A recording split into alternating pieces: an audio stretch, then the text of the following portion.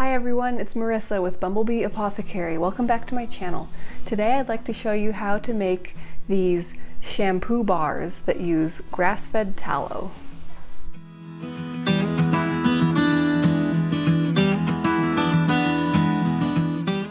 I've already done a video where I talk about my all-natural hair care routine and everything that I use for my hair, and I'll link that video below so that you can check that out if you'd like to see it. But one of the products that I like to use are these shampoo bars, and like I talked about in the other video, I tried lots of other things before I finally designed this recipe, and I'm so happy with them. They work really, really well, and it's actually pretty easy to throw them together. You get quite a few bars in a batch, so it lasts a while. So it's absolutely doable too. The recipe uses coconut oil, olive oil, castor oil, and grass-fed tallow, and then you can add essential oils of choice. I like to do peppermint. Let's jump in and start making some. The first thing I'm going to do is to start by weighing all of my oils. I'm starting with my organic extra virgin olive oil. I have it in this big bulk container here. I'm going to add that to my crock pot, and next I'm going to start weighing my organic coconut oil.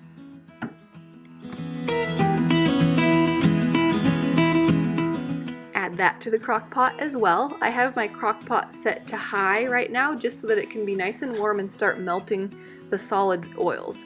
Next I'm going to weigh my tallow and add that. And last of all, I'm going to weigh my castor oil.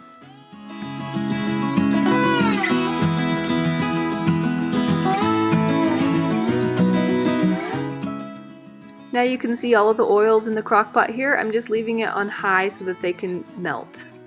Now I'm going to weigh the water that the recipe calls for.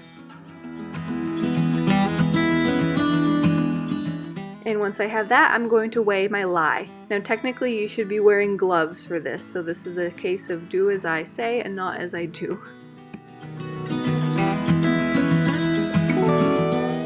Now my oils have completely melted, so I'm going to turn the crock pot off and just let them sit. At this point they're going to be too hot, so I'm going to let them sit for a while and check on them every now and then, and at this point I'm taking the temperature and it is at 100 degrees, which is what we want. The next thing I'm going to do is take my bucket of water and my lye, and I'm going to go outside because this does put off a little bit of fumes when you do this process, and I'm going to slowly and carefully pour the lye into the water. You don't want to do it the other way around because that would create an explosion, a big chemical reaction, but you can remember it by the snow falls onto the lake. And then I'm just going to stir that until it dissolves. Once the lye has turned from cloudy to clear, I'm going to set my timer for 10 minutes. After the 10 minutes is up, it's time to combine the lye water into my oils. So I'm going to carefully pour those in. Again, you should be wearing gloves and safety goggles to be doing this process. I've done it so many times that I don't, but technically you should. So again, just follow my instructions and do the gloves and safety goggles and you'll be better off. Next I'm going to take my immersion blender and I'm going to start blending. You can see it turning more to a creamy color as the lye and water mixture and the oils become incorporated. After a certain amount of time, it's going to start to reach what is called trace, which means it's a light pudding consistency. At this point, it's time to add the essential oils.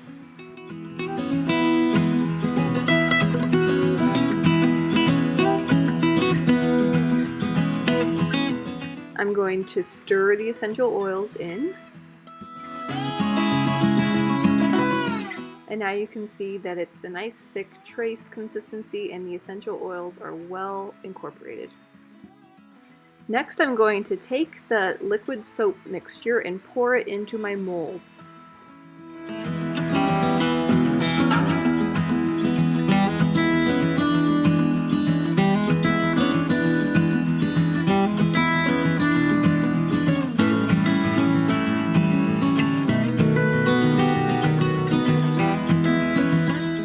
Once the molds are full and the tops are all nice and smooth, I'm going to top those with some wax paper and then cover it with a towel. I also have a towel underneath.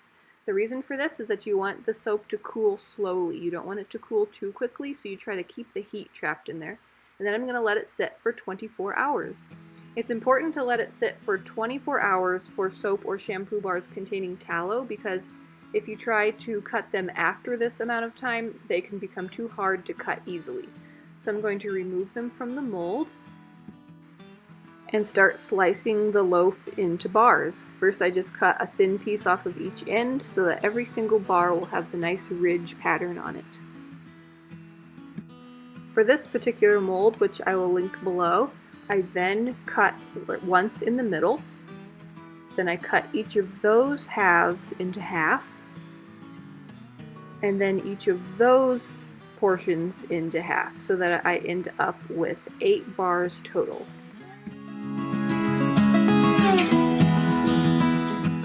Once I'm finished slicing, I put the bars into cardboard boxes and I let them sit. After 4 weeks, they're ready to use. Okay, I hope that you found that interesting, and I hope that you give it a try. I know that soap making can seem a little bit intimidating at first, but once you actually jump in and start doing it, it is so fun, and I think you'll really enjoy it. If you do give this recipe a try, leave me a comment below and let me know how they turned out and what you think of them.